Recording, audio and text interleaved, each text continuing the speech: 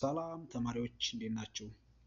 እስቲ ዛሬ እንዴት አድርገን ነው ትሪጎኖሜትሪክ የሆኑ ኢኩዌሽኖችን ሶልቭ ማድረግ የምንችለው፣ እንዴት ነው ሪፈራንስ አንግሎችን መጠቀም የምንችለው የሚለውን እናያለን ማለት ነው።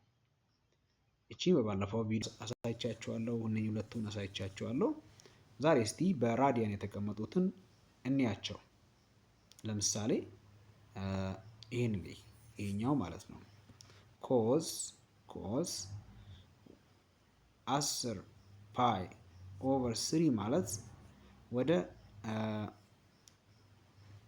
ዲግሪ ፎርም ቀይረዋለሁ ማለት ነው። ምን አድርጌ 180 ዲግሪ ኦቨር ፓይ አድርጌ እቺኛውን ፓይ በዚች ፓይ አጣፋና በ3 60 ይሄ በ3 60 ሲባዛ በ10 ይሄኛው ከ600 ጋር እኩል ነው ማለት ነው። ስለዚህ ይሄ በሌላ አባባል ኮዝ 600 ማለት ነው።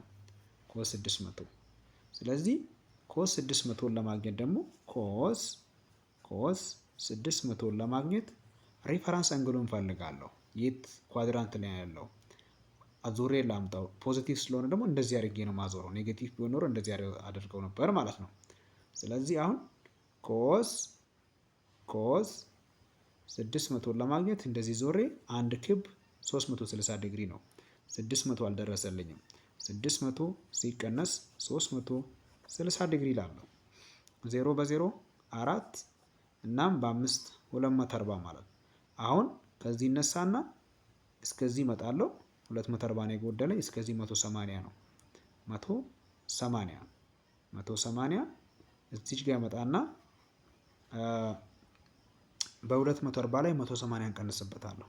180 እንቀንስበት 180 በ00 በ4 ላይ በ14 ላይ 8 6 ስለዚህ 60 ነው ማለት እዚች ጋር 60 ነው። አሁን እዚች ጋር መጣና እዚህ አካባቢ 60 ከሆነ ሳይኑ ነው ያለው። ኮዝ ከኤክስ ቫልዩ ዲፔንድ ነው የሚሆነው። እቺኛው የኤክስ ቫልዩ ናት። የኤክስ ቫልዩ ኔጌቲቭ ናታ። ስለዚህ እዚች ጋር መጣና እዚ ኳልስቱ ከኔጌቲቭ ኮዝ 60 ጋር እኩል ነው እላለሁ ማለት ነው። ከኔጌቲቭ ምክንያቱም እቺኛው ኔጌቲቭ ስለሆነች ኳድራንት 3 ላይ የኤክስ ቫሊ ሁሌም ኔጌቲቭ ስለሆነ የኮዝ ቫሊም እዚህ ጋር ኔጌቲቭ ላለው 60 ጋር ኮዝ 60 ደግሞ ስንት ነው? ኮዝ 60 ሳይን 30 ማለት ነው።